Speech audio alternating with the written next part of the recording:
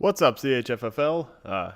Coming to you on a Saturday, a little unusual for me to interrupt my college football watching schedule, but I thought I'd sneak in this video about interleague play. Now that we're all done with it, I just wanted to do some fun stats because throwing shade on the Fortnite conference has become one of my favorite parts of these videos this year. So we're just going to go over everybody's record, conferences, and then individual players. I have a little diagram of everybody's schedule, and we'll speculate a bit as to who got stuck with lousy schedules versus good schedules, and then we'll look how the teams and conferences scored point-wise. So Anime picked up 11 wins during the 3 weeks of interleague play. Fortnite only 7. Actually, this was probably closer than I thought it would be. I thought it would be more like 13-5 or something like that. So on this ground, pretty good. I mean, we have lopsided conferences. What are you going to do? Looking team by team, Anime Conference had the two perfects, which Max and Wes, who have definitely separated themselves from everybody in the rest of the league. I could make the argument that I have the third best team in our league right now, but that would also mean I have the third best team in my conference, which is a little frustrating. In the anime, though, Brad Banis able to gain a game on Mark. That was big for him, keeps him in the race somewhat, and he stayed even 2 games behind me.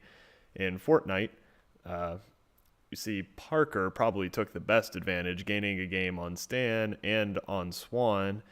Minnie and Grant, not even worth talking about anymore, and then Marty taking the chance to get a game up on Stan. So I have this little diagram. I'm not going to go through every team, but basically how you read it, look at the left-hand side and go over to see who each team played against. A circle is a win and X is a loss. You see, in the anime conference, I think it's interesting, Max played Marty and Stan, so he played the two big dogs of Fortnite, beat both of them. Wes had to play Stan, but also got to play the bottom of the Fortnite conference in Grant and Minnie.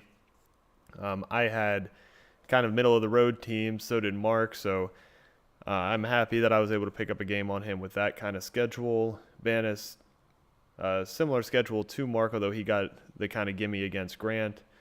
Let's see, looking down at Fortnite, Stan might have gotten the short end of the stick compared to Marty, that he had to play Max and Wes, whereas Marty only had to play Max.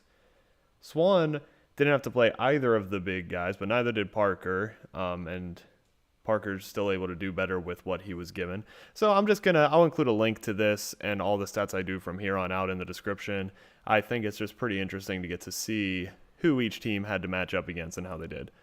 So looking at points, huge discrepancy here. Max, 548 points over a 3-week span. Absolutely insane. I'm not going to go over all of these. Some standouts, though, I guess, would be that Mark scored more than Banis, even though Banis picked up a game on him during interleague play. Swan, with only 280, Swan had the fewest points during the 3-week span of interleague play, so definitely kind of rolled over. I don't think it means he's dead for the season or anything, but maybe missed some opportunities to get some out-of-conference games. Parker, pretty strong, I'd say, during it, and that's why he was able to pick up the score. Minnie, 366, actually really good for him over that stretch, but just couldn't turn into wins and probably a little too late to be in the running for a playoff spot. I also have everything per game here. That's Max 183 points per game, Wes 165. I see how hard it's going to be for anybody to challenge them in the anime conference. Fortnite, everybody down a little lower. If you can score 135 a game in Fortnite, you're feeling like you can win any week.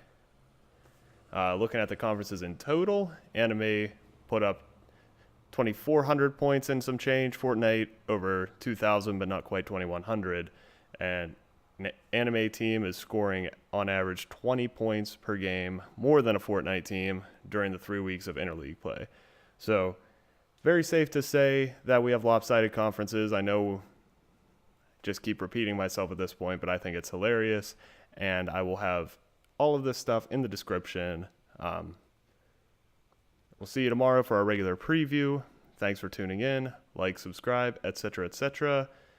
Go State, go Dogs, and looks like Ohio State's up on Nebraska by 9 now, but I was really hoping they'd pull something out. We'll see you next time. Goodbye.